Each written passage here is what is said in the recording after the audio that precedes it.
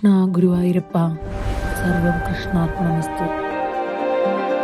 അയോധ്യയിൽ മാത്രമല്ല, ഇവിടെ കൊച്ചു കേരളത്തിലും മര്യാദാ പുരുഷോത്തമനായ ശ്രീരാമചന്ദ്രനെ ഭക്തിയോടെ ആരാധിക്കുന്നവർ ഏറെയാണ്. തൃശൂർ ജില്ലയിൽ നാട്ടിക ഗ്രാമപഞ്ചായത്തിൽ കരുവന്നൂർ പുഴയുടെ കൈവഴിയായ തീവ്രനദിയുടെ തീരത്ത് തലയുയർത്തി നിൽക്കുന്ന ഒരു മഹാക്ഷേത്രമുണ്ട്. കിഴക്കോട്ട് ദർശനമായി പുഴയൊഴുകുന്ന കരയിൽ പ്രഭാതത്തിന്റെ പൊൻവെളിച്ചത്തിൽ ഈ ക്ഷേത്രം ഒരു ദിവ്യാനുഭൂതിയായി മാറുന്നു.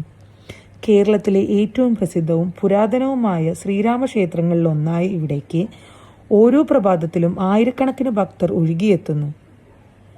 അതെ, നമ്മളിന്ന് പറയാൻ പോകുന്നത് തൃപ്രയാർ ശ്രീരാമസ്വാമി ക്ഷേത്രത്തെ പറ്റിയാണ്. ഇത്തരം ക്ഷേത്രങ്ങളുടെ അറിയാത്ത കഥകൾ മലയാളത്തിൽ കേൾക്കുവാനായി ഇഷ്ടമാണെങ്കിൽ ചാനൽ സബ്സ്ക്രൈബ് ചെയ്യൂ. തൃപ്രയാറിലെ പ്രതിഷ്ഠ കണ്ടാൽ ഏതൊരു ഭക്തനും അത്ഭുതപ്പെടും. കാരണം വില്ലേന്തിയ സാധാരണ ശ്രീരാമ രൂപമല്ല ഇവിടെ. ഗരൻ, ദൂഷണൻ, ത്രിശിരസ് എന്നീ രാക്ഷസന്മാരും അവരുടെ 10,000 പടയാളികളും വെറും 3.25 നാഴിക കൊണ്ട് നിഗ്രഹിച്ച ശേഷം പ്രദർശിപ്പിച്ച ഉഗ്രരൂപമാണ് ഇവിടെ ഭഗവാനുള്ളത്. ചതുർബാഹുവായ 4 കൈകളുള്ള മഹാവിഷ്ണുവിന്റെ രൂപം. പുറകിലെ വലതു കൈയിൽ വില്ലായ കോദാണ്ഡം, പുറകിലെ ഇടതു കൈയിൽ സുദർശന ചക്രം, മുന്നിലെ വലതു കൈയിൽ അക്ഷരമാല, മുന്നിലെ ഇടതു കൈയിൽ പാഞ്ചജന്യം എന്ന ശംഖ്. ശംഖചക്രങ്ങൾ വിഷ്ണുവിനെയും കോദാണ്ഡം ശിവനെയും അക്ഷരമാല ബ്രഹ്മാവിനെയും പ്രതിനിധീകരിക്കുന്നു. ത്രിമൂർത്തി ചൈതന്യം ഒത്തുചേർന്ന അപൂർവമൂർത്തി. ഉഗ്രഭാവം ശമിപ്പിക്കാൻ ഭഗവാന്റെ ഇരുവശത്തും ലക്ഷ്മി ദേവിയും ഭൂദേവിയും കുടികൊള്ളുന്നു. തൃപ്രയാർ എന്ന പേരിന് പിന്നിൽ മനോഹരമായൊരു ഐതിഹ്യമുണ്ട്.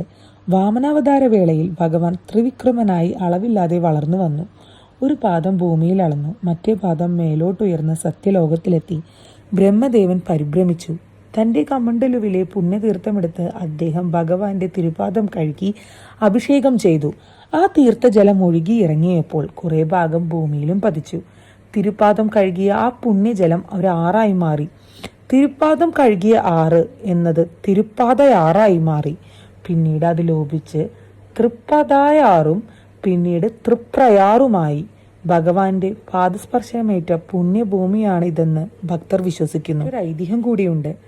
ഒരിക്കൽ തൃപ്രയാറപ്പന്റെ അഭിഷേകത്തിനായി വരുണദേവൻ ഗംഗാദേവിയെ പുണ്യതീർത്ഥവുമായി പറഞ്ഞയച്ചു.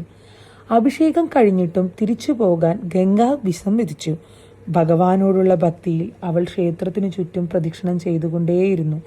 എന്നാൽ ഇതുമൂലം ദർശനത്തിനെത്തിയ ഭക്തർക്ക് ക്ഷേത്രത്തിലെത്താൻ വഴിയില്ലാതായി. അപ്പോൾ കരുണാമയനായ ഭഗവാൻ ആ നദിയുടെ ഗതി തിരിച്ചുവിട്ടു. അങ്ങനെ തിരിച്ചുവിട്ട 6 എന്ന അർത്ഥത്തിൽ തിരുപ്പുറൈ 6 എന്ന് വിളിക്കപ്പെട്ടു. പിന്നീട് അത് തൃപ്രയാറായി മാറി. പുറയൻ എന്ന ദ്രാവിഡ ദേവനുമായി ബന്ധപ്പെടുത്തി തിരുപ്പുറയാറപ്പൻ എന്നു പേര് വന്നതാണെന്നും ഒരു ഐതിഹ്യമുണ്ട്.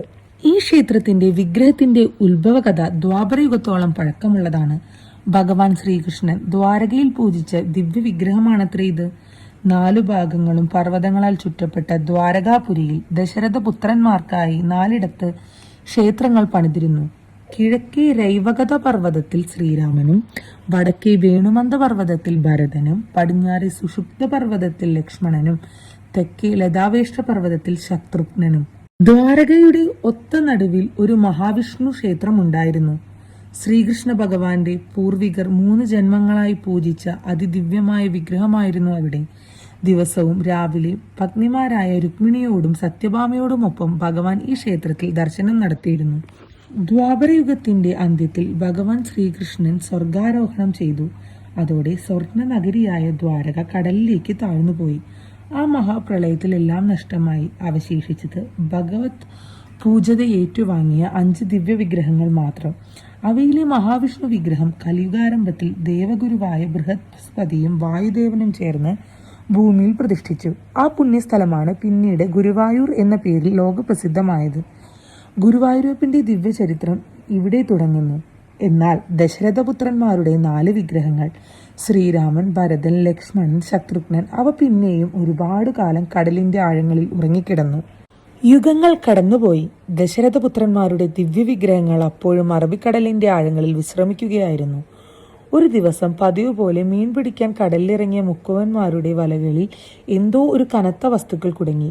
ഏറെ പണിപ്പെട്ട് അവർ വലിച്ചു കയറ്റിയപ്പോൾ കണ്ടത് ദിവ്യ തേജസ് വിതറുന്ന 4 അപൂർവ വിഗ്രഹങ്ങളാണ്. അസാധാരണമായ ആ വിഗ്രഹങ്ങൾ കണ്ട് മുക്കുവന്മാർ വിസ്മയിച്ചു. ഇത് സാധാരണ ശിലയില്ലെന്ന് അവർക്ക് മനസ്സിലായി. ഭയഭക്തിയോടെ അവർ ആ വിഗ്രഹങ്ങൾ നാട്ടിലെ പ്രമാണിയും ജോത്സ്യനുമായ വാക്കേൽ കൈമളെ ഏൽപ്പിച്ചു. ജോത്സ്യൻ കൂടിയായിരുന്ന വാക്കേൽ കൈമൾ പ്രശ്നം വെച്ചു നോക്കി. അപ്പോൾ ആ രഹസ്യം വെളിപ്പെട്ടു. ദ്വാപരയുഗത്തിൽ ശ്രീകൃഷ്ണ ഭഗവാന്റെ പൂജയേറ്റുവാങ്ങിയ ദശരഥപുത്രന്മാരുടെ വിഗ്രഹങ്ങളാണവ. ഭക്തിയിൽ ആ മനസ്സ് നിറഞ്ഞു. തുടർന്ന് മന്ത്രശക്തിയാൽ അദ്ദേഹം ആ വിഗ്രഹത്തിൽ 4 വെള്ളരിപ്രാവുകളെ സൃഷ്ടിച്ചു. ഓരോ പ്രാവും പറന്നു ചെന്നിരിക്കുന്ന സ്ഥലത്ത് അതത് വിഗ്രഹം പ്രതിഷ്ഠിക്കണമെന്ന് അദ്ദേഹം ഉത്തരവിട്ടു. ശ്രീരാമ വിഗ്രഹത്തിൽ നിന്നുയർന്ന പ്രാവ് പറന്നു ചെന്നിരുന്നത് തീവ്ര നദിയുടെ തീരത്ത്, ഇന്നത്തെ തൃപ്രയാറിൽ. ഇവിടെ ശ്രീരാമൻ പ്രതിഷ്ഠിക്കപ്പെട്ടു. അങ്ങനെ ഇവിടെ ഈ മഹാക്ഷേത്രം ഉയർന്നു വരികയും ചെയ്തു.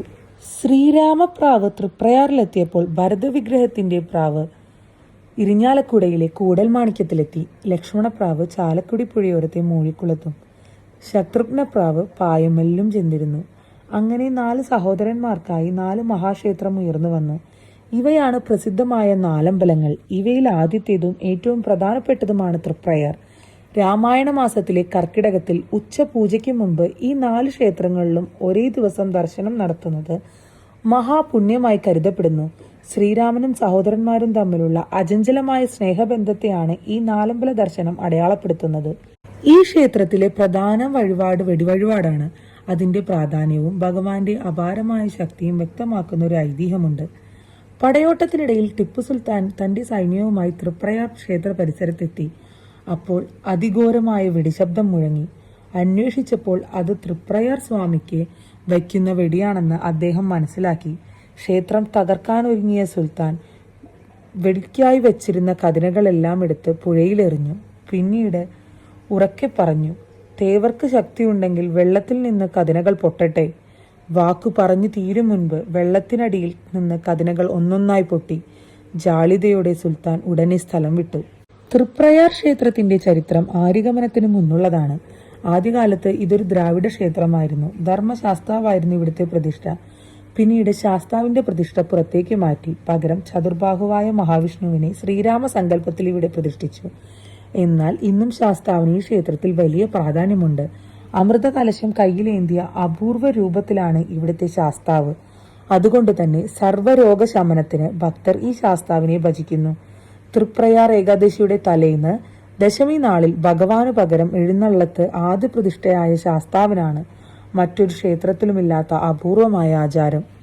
തൃപ്രയാർ ക്ഷേത്രത്തിന്റെ വാസ്തുശില്പം അതിമനോഹരമാണ്. സാമാന്യത്തിലും അധികം വലിപ്പമുള്ള ഒറ്റനില വട്ട ശ്രീകോവിലാണ് ഇവിടെയുള്ളത്. കരിങ്കല്ലിൽ തീർത്ത ഈ ശ്രീകോവിലിന് ഏകദേശം 160 അടി ചുറ്റളവുണ്ട്. ചെമ്പുമേഞ്ഞ മേൽക്കൂരയിൽ സ്വർണ്ണ താഴികക്കുടം വെട്ടിത്തിളങ്ങുന്നു.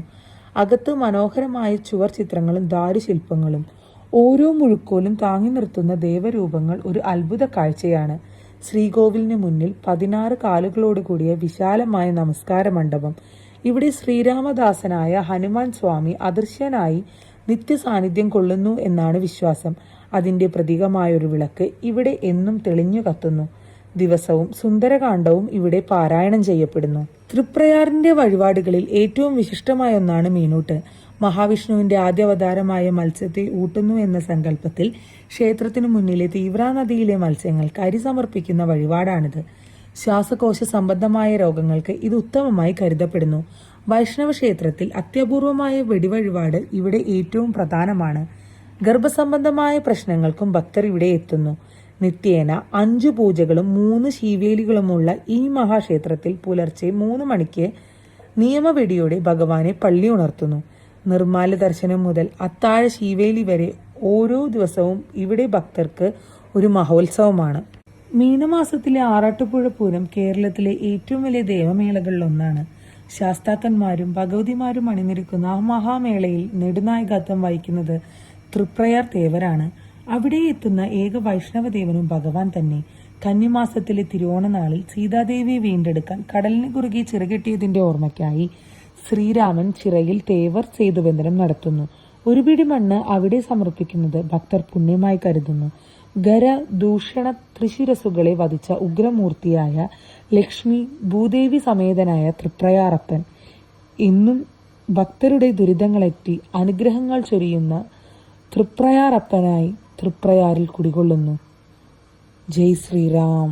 വീഡിയോ ഇഷ്ടമായെങ്കിൽ ലൈക്കും ഷെയറും കമൻറ്റും ചെയ്യൂ. കൂടുതൽ വീഡിയോസിനായി സബ്സ്ക്രൈബ് ചെയ്യൂ. ബെൽ ഐക്കൺ ഓൺ ചെയ്യൂ. അടുത്തൊരു ഭഗവത് ഐതിഹ്യവുമായി നമുക്ക് വീണ്ടും കാണാം.